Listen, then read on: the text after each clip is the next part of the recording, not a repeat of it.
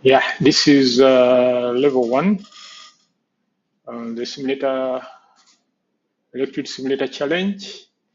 Level 1 means the engine will crank but will not run. Typically, that's what it means. And that's what the work order in this case is saying. You begin by verifying the customer complaint. Um, it's true, engine cranks, doesn't run. You can even see the fuel pressure is 0. So the fuel pump is not working. And when I try to read the fault codes, only the gateway is talking, and it's complaining about its inability to communicate with the ECM and the TVCM. TVCM is throttle valve control module. ECM is engine control module. So only the gateway is talking at this point. So the next thing, right now I want to understand what's preventing the engine from being alive, from not communicating. So I pull out the wiring diagram. I need to check for basics. Any control module to work correctly needs to have power and ground, and also the ability to communicate, and also have the ability to communicate. So I examine the wiring schematic. I'm looking for the connections to power and ground. So I get the breakout box so that I can test the power and ground at the ECM. Yeah, so I will need the multimeter for that. So that's why I bring it out and put its ground lead on the battery negative terminal, and then move to the ECM terminals. So first stop is pin 6 and 7. This should have power with the key turned on in the on position, but that power is coming from a relay. So when the key is on the on position, the ECM gets a wake up signal via CAN, via the CAN bus, and then turns on the relay, which outputs 12 volts on battery voltage on pin 6 and 7. Yeah, I can see I have power directly from the battery, but I don't have power via the relay. That's on pin 6 and 7.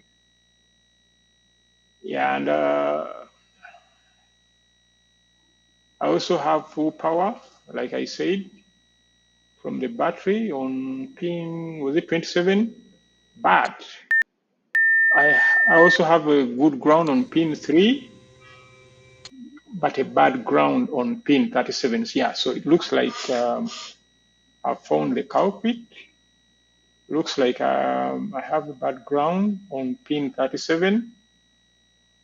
So I look at the wiring diagram to be sure about my diagnosis.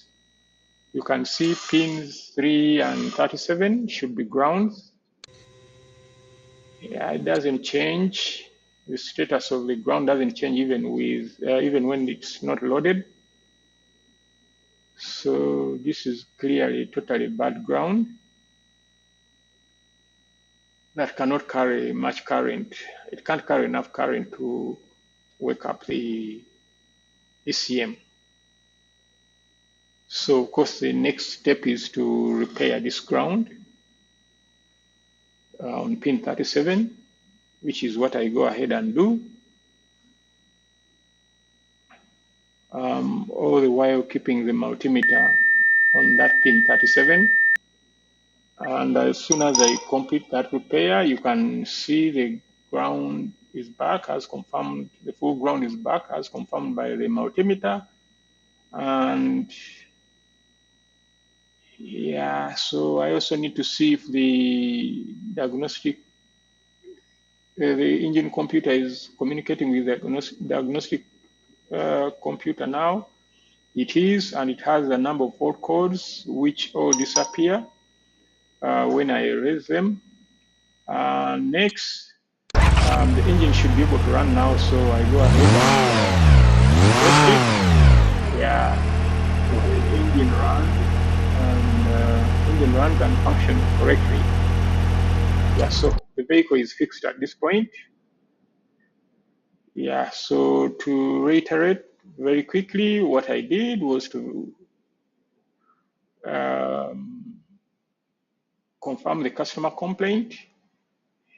Engine did not run, although it cranked. Checked for basics at the engine control module, power and ground, found it was missing one of the grounds. I fixed that, and the engine is now running. Yeah, so it's time to put the tools back in storage and clear any fault codes remaining on the vehicle, and then return the vehicle to the customer.